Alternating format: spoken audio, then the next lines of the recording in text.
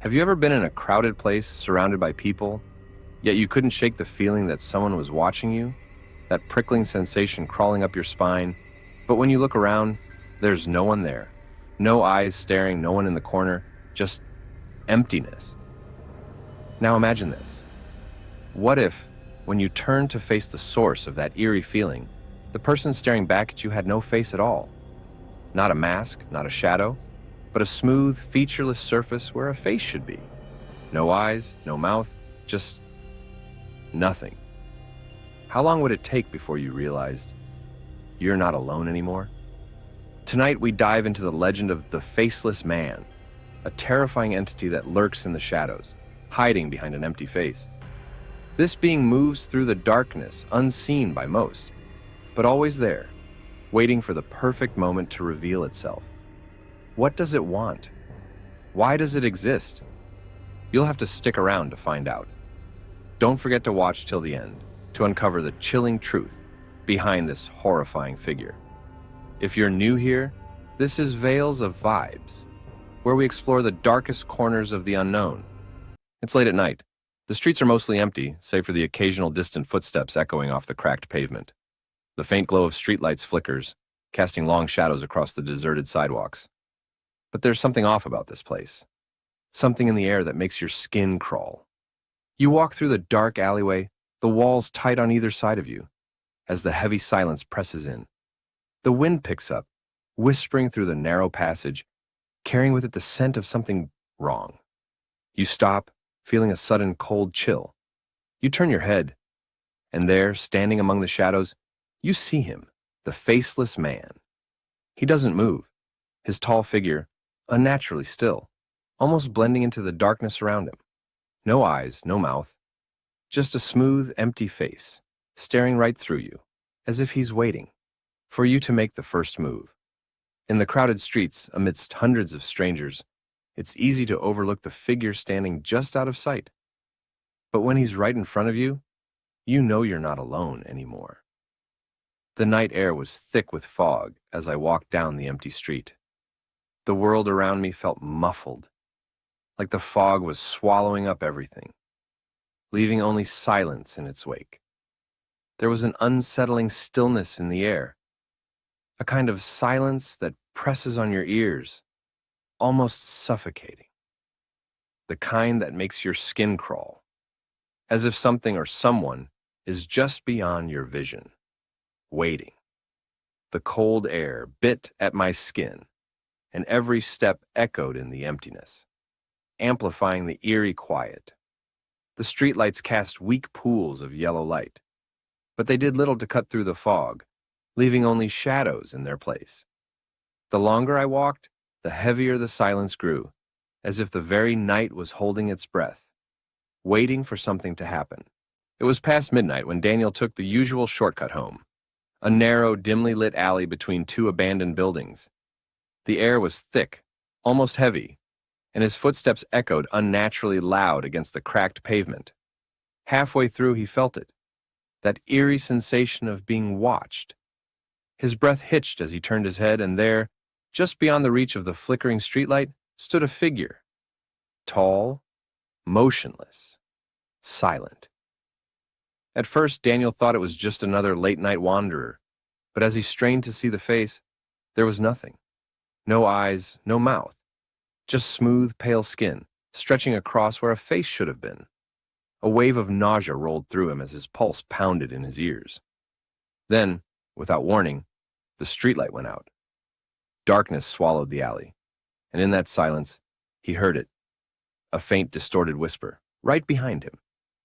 It was just another night, or so I thought.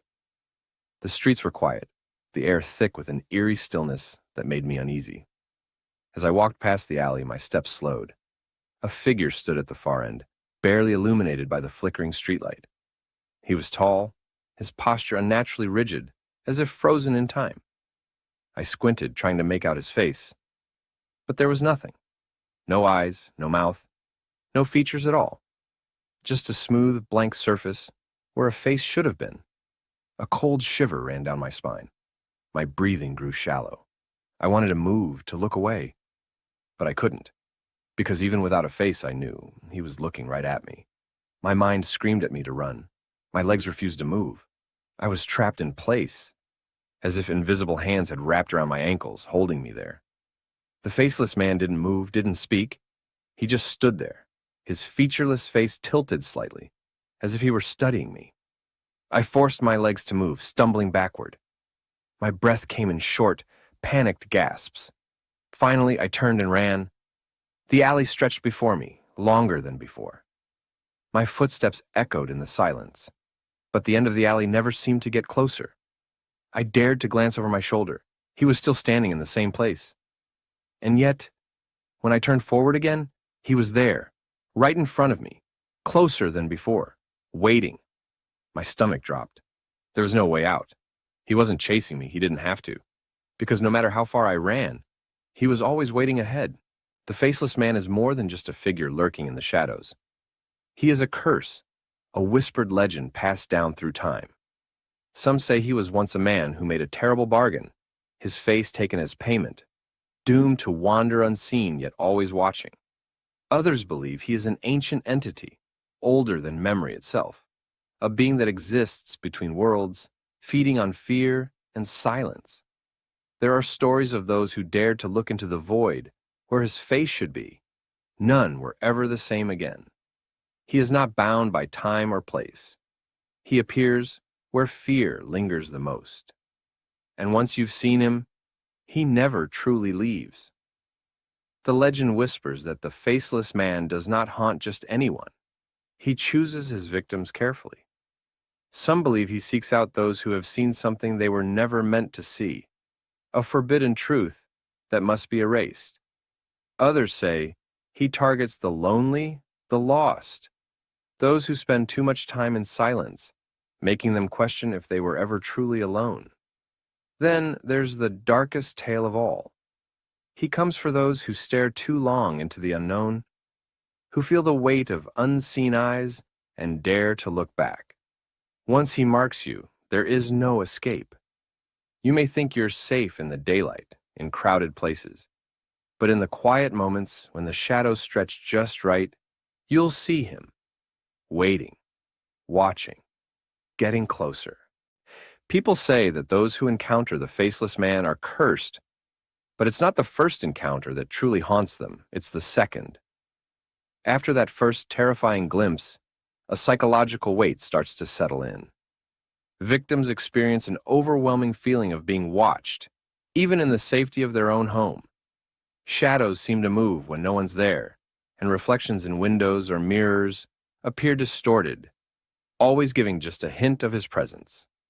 The true horror comes with the paranoia, the constant anticipation that he's nearby, waiting. And then, when the second encounter happens, he's closer, creeping into their lives, not just physically but mentally, until they can no longer tell if they're truly alone or if he's always there, lurking just out of sight. In a desperate bid to escape the nightmare, the victim gathers all their courage and decides to confront the faceless man. They approach him, trembling but determined, and try to remove the smooth, featureless surface where his face should be, hoping to see what lies beneath. But as their hands brush the surface, an abyss opens, revealing something even more horrifying than they could have imagined, an endless void that seems to pull them in. In that moment, they realize the truth. He can't be defeated because his true power lies in the fear he evokes. Panicked, they turn to flee, but no matter where they go, no matter how far they run, he's always there, just ahead, lurking in the shadows. The terrifying realization sinks in. He's not just following them physically, he's inside their mind, a constant presence that they can never escape. They are trapped in an endless loop of fear, unable to outrun or outsmart him. The faceless man has already won. I turned around to face him, but his body wasn't just still, it was moving. Not in a way that made sense, not like a human, but a slow, unnatural glide, as if he was a shadow that had gained form. My heart skipped a beat as I realized what I feared. The faceless man was following me. No matter how fast I moved, no matter how many turns I took, he was always there, his presence closing in with each step I took. My skin crawled as the tension thickened around me, and the air felt colder. I couldn't escape him. It was as if the very space around me bent to his will, tightening with every passing second. There was no running anymore. I was trapped in a silent chase that I knew I couldn't win. And so the faceless man continues his silent watch over the world, waiting, watching. Are you next? And remember, the faceless man might be closer than you think. If you enjoyed this terrifying story, don't forget to like, subscribe, and share it with someone you want to keep up at night. Stay safe and always watch your back